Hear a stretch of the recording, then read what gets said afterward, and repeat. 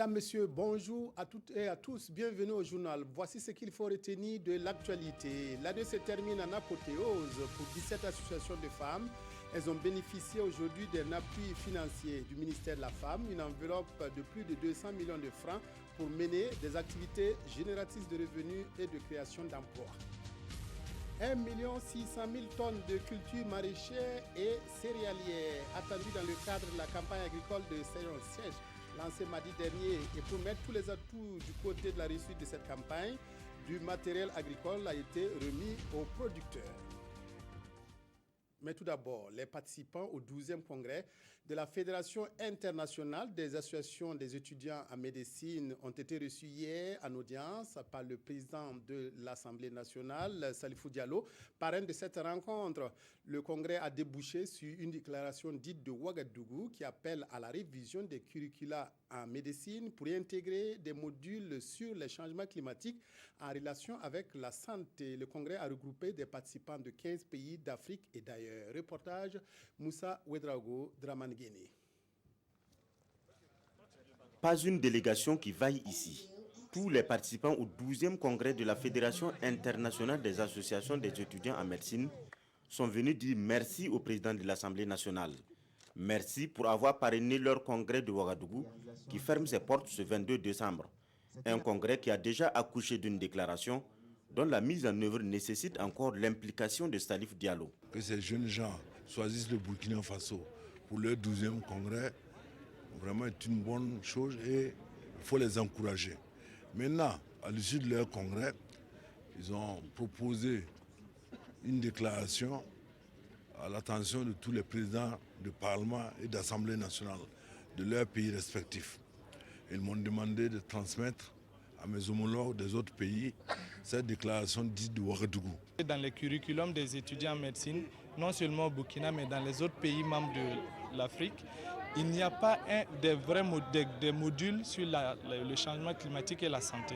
Donc nous faisons un plaidoyer pour que ceci soit intégré dans notre curriculum. Et nous pensons aussi que les étudiants en médecine, s'ils sont accompagnés par les volontés politiques, et ils peuvent mener des actions concrètes sur le terrain en sensibilisant. Salif Diallo s'engage à écrire à ses homologues des différents pays représentés pour donner une issue favorable à la requête de ses futurs médecins. La ministre de la Femme a remis ce matin des chèques d'un montant de 200 millions à 17 associations féminines. Cette somme servira au financement du projet d'appui à la transformation de l'économie et à la création d'emplois. Le projet est financé par la Banque africaine de développement BAD. Reportage Yacouba Gamene, Sanoua, Christine Koulibaly.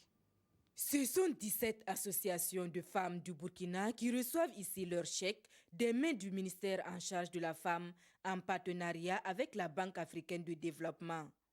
D'un montant allant de 5 à 30 millions de francs CFA, ces chèques devraient permettre aux bénéficiaires de développer leur activité génératrice de revenus. Nous sommes très contentes et nous vous remercions beaucoup. Les 8 millions, nous avons prévu de payer un quart pour transporter nos beurre de karité. C'est un fonds de roulement et un crédit d'investissement. Nous n'avions pas suffisamment d'équipement. C'est pour servir à acheter du matériel pour le tuvage. Pour une utilisation efficiente de ces enveloppes, ces femmes bénéficieront d'un appui technique. Nous avons déjà commencé par le renforcement des capacités de ces femmes afin qu'elles puissent avoir les moyens, les rudiments nécessaires pour la gestion des crédits à elles alloués. Nous voulons amener ces dames à être autonomes, à pouvoir développer des affaires structurantes, durables, qui pourront leur permettre d'augmenter leurs revenus, d'améliorer leurs conditions de vie, surtout dans les milieux les plus reculés. Ayant pour souci le développement social et économique du pays, la BAD s'engage à toujours soutenir l'autonomisation économique des femmes. Cette action a coûté 200 millions de francs CFA à la banque. La mise en œuvre de l'initiative pour la transparence des industries extractives au Burkina est satisfaisante. C'est ce qui ressort du rapport 2014-2015 présenté à Ouagadougou au comité de pilotage et qui a été adopté. L'objectif de ce rapport est de renforcer la compréhension du niveau des contributions du secteur minier au développement économique et social du Burkina. Au bout du compte, il s'agit d'améliorer la transparence et la bonne gouvernance dans toutes les composantes de la chaîne de valeur de l'initiative d'extraction des industries minières. Les précisions d'Issaka Ouedraogo et de Nathalie Savadogo. Donc le nombre de permis de recherche à 3. Pour l'année 2014, l'État burkinabé enregistre 141 milliards de francs CFA comme revenu et 138 milliards de francs CFA pour l'année 2015. Voici ce qui ressort du rapport de l'ITIE, l'initiative pour la transparence des industries extractives. Des résultats qui présentent des écarts, mais jugés transparents par le comité de pilotage de l'ITIE. Ce que la société minière a déclaré avoir payé à l'État, quand l'administrateur a vérifié au niveau des régies, notamment la douane, les impôts, le trésor et puis le BUNE, effectivement les montants aussi qui ont été encaissés, l'écart n'est pas assez grand. L'écart a été accepté. Et quand l'écart est accepté, ça veut dire que c'est transparent. Les ressources minières du Burkina sont en train de baisser selon le secrétaire permanent de l'ITIE. 2013, l'État burkinabé a enregistré 200 milliards de francs CFA contre 141 milliards en 2014 et 138 milliards pour l'année 2015. Pour le secrétaire permanent de l'ITIE, c'est un signal pour les dirigeants. L'ITIE demande d'utiliser, l'enregistrement de l'ITIE, c'est utiliser les ressources minières pour effectivement impulser le développement économique et social. Si on utilise les ressources minières pour les mettre dans les dépenses de fonctionnement, le jour où il n'y aura plus de ressources minières, ça sera un problème. L'initiative pour la transparence des industries extractives créée par le gouvernement burkinabé a pour objectif de renforcer la compréhension du niveau des contributions du secteur minier au développement économique et social du Burkina Faso et d'améliorer la transparence et la bonne gouvernance dans toutes les composantes de la chaîne de valeur de l'industrie extractive. Lancement mardi dernier de la campagne agricole saison sèche 2016-2017 à Touessin dans le Yatenga, une cérémonie placée autour du thème intensification de la production agricole et création d'emplois décents par le développement des aménagements hydro-agricoles. Cérémonie au cours de laquelle le ministre de l'Agriculture a exprimé les attentes du Burkina à la fin de cette campagne, soit plus d'1,6 million tonnes de production maraîchère et céréalière. C'est pour cela qu'il s'est engagé à trouver des réponses aux défis de la production, comme le manque de retenue d'eau et de terres aménagées. À Ouayugia, les précisions d'Irénée Kaboré et de Moussaki.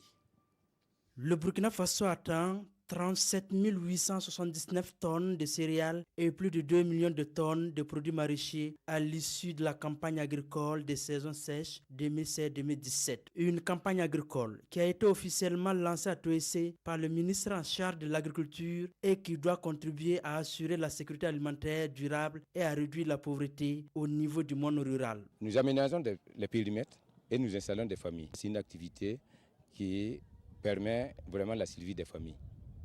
À côté de ces témoignages, des défis restent à relever pour permettre aux producteurs de mener à bien leur activité. Il s'agit entre autres du manque de moyens financiers et de matériel de production. Nous apportons des ressources aussi bien en matériel agricole, en intrants de qualité tels que les semences, les engrais et aussi l'appui conseil auprès des producteurs pour que les paquets technologiques que nous leur proposons puissent être utilisés à bon escient. Placé sous le thème intensification de la production agricole et création d'emplois décents par le développement des aménagements hydro-agricoles, la campagne agricole des saisons sèches 2016-2017 a démarré sur de bons auspices pour les producteurs des 4 provinces de la région du Nord.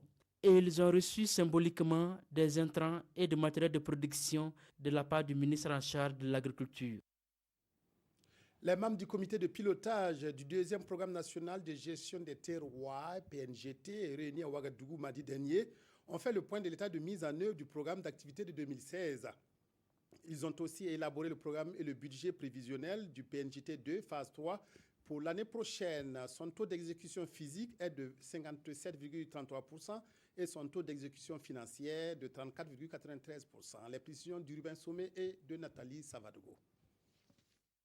Plus de 57%, c'est le taux d'exécution physique du 2e programme national de gestion des terroirs, PNGT 2 phase 3, et ce à partir du 30 septembre 2016.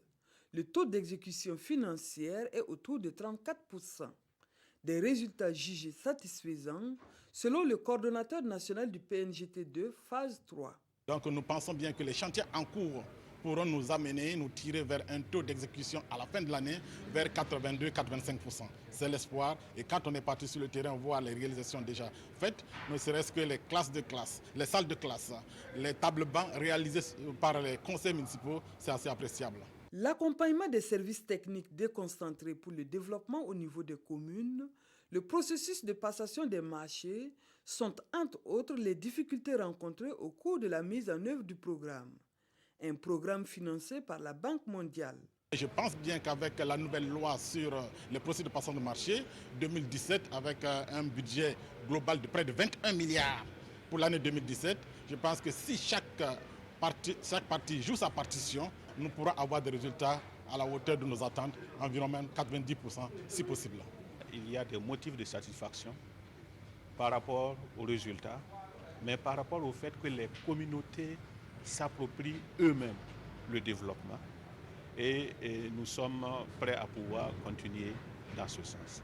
À cet atelier, il sera question pour les membres du comité de pilotage de prendre connaissance de l'état de mise en œuvre du programme, mais aussi d'élaborer le programme et le budget prévisionnel 2017 du PNGT2 phase 3. Le bilan de 4 années d'activité en faveur de la réduction des risques et des catastrophes naturelles au Burkina a été fait ce matin. Autour de la table, le réseau MARP et ses partenaires. Parmi les acquis, l'adoption et la vulgarisation de la loi d'orientation en matière de prévention et de gestion des risques, des crises humanitaires et des catastrophes. Il en est de même de l'adhésion des premiers responsables et des populations. Reportage Ibrahim Sombier, Zalissa Sanfo.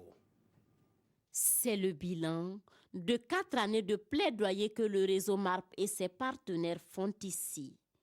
4 années de plaidoyer auprès des politiques pour des actions et des décisions en faveur de la réduction des risques et des catastrophes au Burkina Faso. Il n'y avait pas de texte qui réglemente un peu la question des risques de catastrophe. Et à l'époque, il y avait une initiative au niveau du ministère de l'Action sociale pour la rédaction d'une loi. Et nous avons appuyé le ministère et contribué à ce que cette loi soit effectivement adoptée par l'Assemblée nationale. Et la suite, il s'agissait donc, une fois que la loi a été votée, de travailler à ce que justement son application soit effectivement une réalité sur le terrain. La vision du réseau est de parvenir à des communautés plus résilientes en matière de risques, de catastrophes et de crises humanitaires. Ainsi donc, il invite les populations à ne pas s'exposer et à travailler pour prévenir les risques afin de minimiser les conséquences fâcheuses. Pendant longtemps, il y a beaucoup d'actions qu'on aurait pu mener pour minimiser les effets de ces catastrophes. On n'a pas fait. Ici, un plan d'action triennal sera amendé et validé pour guider les activités à venir du réseau pour des communautés plus résilientes en matière de risques, de catastrophes et de crises humanitaires. Limiter la production du papier et son impact sur l'environnement, principal enjeu de la journée burkinabé sans papier célébrée hier. Il s'est agi pour les acteurs de consacrer une attention particulière à la question et encourager les entreprises à se tourner vers le numérique. L'édition 2016 était placée sous le thème « La presse à l'ère du numérique ». Les précisions de Nongba Kouda et Oumou Sissé. La journée burkinabé sans papier. Cela ressemble à ça dans les universités et les administrations publiques. En cette journée de commémoration de la journée burkinabé sans papier ce 21 décembre, le combat est loin d'être gagné. Avec cette célébration, les acteurs tirent sur la sonnette d'alarme. Il s'agit de revoir à la baisse la consommation du papier. Les exposants indiquaient la nécessité de réduire l'utilisation du papier, tant au niveau de la main que dans tous les services, parce que ça permet d'abord de protéger l'environnement et également de réduire le coût en utilisation des ressources en eau. Donc, ce qui veut dire que l'important est de faire de telle sorte qu'on puisse de plus en plus réduire l'utilisation du papier dans nos activités quotidiennes. La presse, on le sait, est un grand consommateur de papier. Et en plaçant cette journée sous le thème « La presse à l'ère numérique », il s'agit de promouvoir l'utilisation du numérique dans les organes de presse. Les journaux aujourd'hui peuvent se passer, en tout cas en grande partie, du papier pour diffuser leurs informations à travers le numérique, c'est-à-dire à travers les réseaux sociaux, mais également aussi à travers des formats payants et non payants. Une formation en développement de blogs et de sites web, un panel sur le thème de la journée ont ponctué cette célébration. La journée burkinabé sans papier existe depuis 2009. L'association professionnelle des conseillers des affaires culturelles a organisé les 19 et 20 décembre dernier une formation au profit des acteurs du monde des arts. L'objectif de cet atelier était de transmettre aux participants venus de toutes les régions du Burkina des connaissances sur les critiques et la gestion des droits d'auteur en art plastique. Reportage Roger Kam, Bouma Ernest Nébier. 2 jours durant, les acteurs du monde des arts s'imprègnent des techniques en matière de critique d'œuvres d'art. Initiée par l'Association professionnelle des conseillers des affaires culturelles, elle compte apporter sa pierre pour une édification solide de la culture burkinabé. Il faut dire qu'au niveau du ministère, déjà, nous avons 13 régions. Il y a des acteurs du tourisme, il y a des acteurs du musée, il y a des acteurs culturels, comme on les appelle. Également aussi, il y a ceux du cinéma. Et au-delà de ça, il y a certaines associations qui sont au sein même des ministères qui ne sont pas forcément affiliés à un corps culturel. Notamment, vous avez les associations des femmes. Donc, tous ces acteurs-là, effectivement, nous les avons conviés à la présente session. Justement, c'est pour pouvoir élargir nos chances de voir effectivement des critiques d'œuvres d'art pratiquement dans toutes les sphères, que ce soit au niveau des régions ou au niveau de l'administration centrale. Ces 2 jours de formation nous ont permis d'acquérir d'énormes connaissances en matière d'art plastique. C'est des connaissances acquises en critique d'art et en gestion du droit d'auteur. Le secrétaire de l'association remercie toutes les bonnes volontés pour la tenue et la réussite de cet atelier. Du reste, il invite les uns et les autres à se joindre à eux pour une redynamisation de la culture du Burkina. Un détour par l'actualité internationale avant la revue de presse. La chasse à l'homme a commencé en Allemagne pour retrouver l'auteur de l'attentat du marché de Noël à Berlin. Attentat revendiqué par l'organisation État islamique et qui aurait été commis par un Tunisien de 24 ans, toujours en cavale. Les autorités allemandes ont promis une grosse somme d'argent à toute personne qui permettrait d'appréhender le fugitif. 3 jours après l'attentat de Berlin, l'auteur présumé court toujours et la police s'active pour tenter de retrouver sa trace. 2 perquisitions ont été menées durant la nuit et au petit matin. L'une dans la capitale allemande et l'autre à Dortmund où 4 personnes ont été interpellées sans que le lien avec cette affaire soit pour l'heure confirmé. Anis Amri, le suspect numéro 1, fait l'objet d'un mandat d'arrêt européen. Un document d'identité lui appartenant a été retrouvé dans le camion utilisé pour l'attaque. Ce Tunisien de 24 ans avait demandé l'asile en Allemagne et avait été débouté, mais il n'avait pas pu être expulsé, la Tunisie refusant pendant des mois de le reconnaître comme l'un de ses ressortissants. Dans sa ville natale de Westlatia, c'est l'abattement. « Je suis choqué comme tous les Tunisiens, dit son frère Abdelkader. Quand la police est venue chez nos parents pour emmener ma mère, nous avons compris qu'il s'agissait de mon frère Anis. Mon autre frère et moi, nous vivons à Tunis, on vient juste d'arriver. » Pourtant, Anis Amri était bien connu des services de police en Tunisie, mais aussi en Italie, où il avait fait de la prison pour avoir incendié une école, et en Allemagne, où les services de sécurité le soupçonnaient de préparer un attentat. C'est le report du procès des ex-RSP qui est à la une des quotidiens de ce jour. Autre fait d'actualité, le point de presse de la direction de la police des Hauts-Bassins sur les rumeurs de la mort d'un élève dans les locaux de la police régionale. La revue de presse est signée Touboum Evelyne Dabiré. Les quotidiens de ce 22 décembre informent sur le report du procès de la tentative d'attaque de la Maka. Un report de 2 semaines qui a été demandé par les avocats de la défense afin qu'ils puissent prendre connaissance des dossiers, explique aujourd'hui au FASO. Autre raison de cette requête, les avocats soutiennent que le commissaire du gouvernement détient des informations que la défense n'a pas, rapporte Notre Temps, qui juge cette demande de renvoi légal. Demande cependant rejetée par le président du tribunal, informe aujourd'hui au FASO. Et en réaction, les avocats de la défense se sont déportés et ont quitté la salle d'audience, explique l'observateur Palga. Un mécontentement qui a amené les avocats à relever quelques griefs, contre le tribunal, à savoir un fétichisme de date de la part du tribunal qui veut offrir, ont-ils soutenu, un cadeau de Noël à la population, rapporte Le Pays. Un cadeau de Noël finalement reporté au 5 janvier, conclut aujourd'hui au Faso. Y a-t-il eu mort d'élèves grévistes ou non dans les locaux de la police? Faux, rétorque le directeur régional de la police nationale des Hauts-Bassins dans les colonnes de l'Express du Faso. Et c'est face aux hommes des médias, hier 21 décembre, que le premier responsable de la police des Hauts-Bassins, Si Traoré, a battu en brèche cette rumeur qui circule dans la ville de Sia depuis un certain temps, rappelle Sidoya. À en croire le directeur régional, il n'y a jamais eu d'interpellation d'élèves par les services de la police, à plus forte raison la mort d'un élève au commissariat. Du reste, poursuit-il dans l'Express du Faso, s'il y a eu interpellation et que mort s'en est suivi, les parents peuvent porter plainte en justice. C'est donc une rumeur pour discréditer nos services, conclut-il dans ce même journal. Demain à 13h, vous retrouverez Marguerite Douagneau. Excellente après-midi à toutes et à tous. Ainsi se termine ce journal.